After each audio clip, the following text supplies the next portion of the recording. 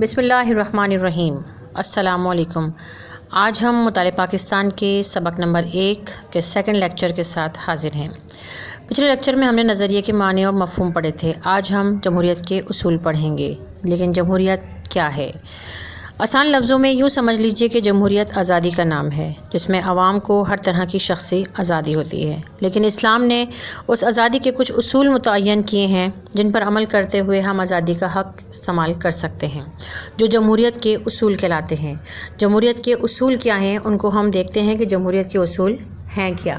جمہوریت کے اصولوں میں سب سے پہلے آتا ہے اقتدار اعلیٰ، عدل و انصاف، مساوات، اخوت، رواداری۔ اب ان کی ڈیٹیل دیکھتے ہیں۔ اقتدار اعلیٰ کا مطلب یہ ہے کہ حاکم اعلیٰ اللہ تعالیٰ ہے۔ اللہ تعالیٰ کو تمام حاکمیت حاصل ہے۔ کوئی شخص یا گروہ اقتدار اعلیٰ کا مالک نہیں ہو سکتا۔ حکومت اور حکمران صرف امین ہیں اور امین کی حیثیت رکھتے ہیں۔ جمہوریت کے لیے اقتدار اعلیٰ ضروری ہے۔ اس کے بعد آ جاتا ہے عدل و انصاف۔ عدل کے معنی ہیں صحیح چیز کو صحیح جگہ پر رکھنا۔ عدل و انصاف ہی کی بدولت پرامن معاشرے کی تشکیل ہوتی ہے۔ عدل و انصاف ہی معاشرے کی ترقی کا ذریعہ ہے۔ عدل و انصاف ہی قانون الہی کی بنیاد بھی ہے۔ نمبر 3، مساوات۔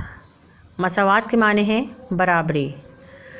مساوات اسلام میں برابری کا حق حاصل ہے۔ کوئی شخص بھی قانون سے بالا تر نہیں ہے۔ حجت الوداع کے موقع پر آپ حضور صلی اللہ علیہ وآلہ وسلم کا ارشاد مساوات کو بیان کرنے کے لیے ایک بہت اہم اگزامپل ہے، جس میں آپ صلی اللہ علیہ وسلم نے فرمایا کہ کسی اجمی کو عربی پر، کسی عربی کو اجمی پر، کسی گورے کو کالے پر، کسی کالے کو گورے پر کوئی فوقیت حاصل نہیں ہے۔ اگر فوقیت ہے تو صرف تقوی کی بنیاد پر۔ اب دیکھیں اخوت۔ اخوت کے معنی ہیں بھائی چارہ۔ اسلام میں تمام مسلمان آپس میں بھائی بھائی ہیں اور بھائی بھائی ہونے کی حیثیت سے وہ خوشی اور غمی میں شریک بھی ہوتے ہیں۔ اگر اخوت اور بھائی چارے کا عظیم مظاہرہ دیکھنا ہو تو ہم وہ اس ہجرت مدینہ کے موقع پر ہم دیکھ سکتے ہیں کہ کس طرح انصار نے مہاجرین کو نہ صرف اپنے گھروں میں جگہ دی بلکہ ان کو اپنی تجارت میں بھی حصے دار بنایا، اور یہ ایک عظیم مظاہرہ تھا۔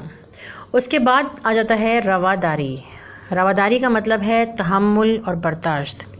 رواداری، تحمل اور برداشت دو عظیم نیکیاں ہیں جو کہ انسان کو پریشانیوں سے نجات دلاتی ہیں۔ رواداری باہمی جھگڑوں سے نجات کا ذریعہ ہے۔ آپ صلی اللہ علیہ وآلہ وسلم کے قول و فعل سے بھی رواداری کا سبق ملتا ہے۔ ٹھیک، اب میں امید کرتی ہوں کہ آپ کو یہ لیکچر سمجھ میں آ گیا ہوگا۔ شکریہ۔